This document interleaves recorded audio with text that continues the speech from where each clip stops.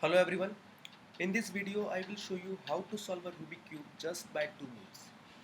By repeating these two moves you can solve any Rubik cube starting from any position. So these moves are, first is move this face like this and second is move this face like this. Just you have to repeat these two moves and your cube will be solved. It can take up to half an hour for solving this cube.